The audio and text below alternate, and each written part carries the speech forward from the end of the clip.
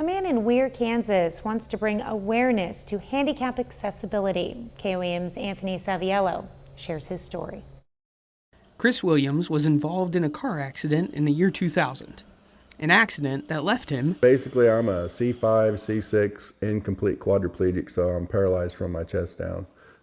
My left side is worse than my right side, and so I have to have help getting out of bed every day. However, despite how he was affected by the accident, Chris told me that he is proud of the fact that he needs minimal assistance. But once I'm in my wheelchair, I'm pretty independent. I started driving my van back in 2005, and I have a handicap van. That van is a huge part of why Chris is able to be so independent.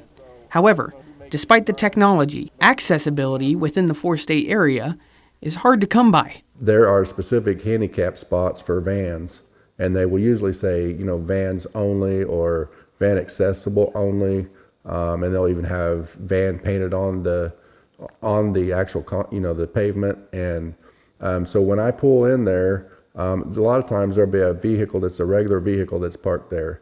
There's usually only two at the most, or maybe three actual handicap spots for vans.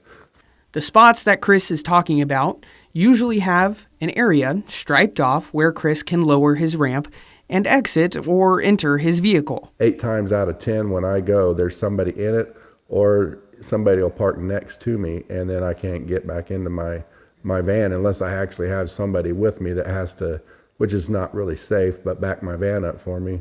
Chris's van has special equipment in it that makes it easier for him to drive, but would not be easy for others. I just want them to be mindful if they had a family member that was in a wheelchair, would they want them to be stuck out in the rain or snow or not be able to get back into their vehicle and leave, It's important to understand that whether or not someone's disability prevents them from walking, their need for accessibility is crucial to making their lives easier.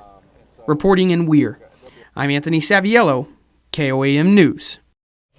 In both the state of Kansas and Missouri, violators of handicap parking can be issued a fine of up to $300.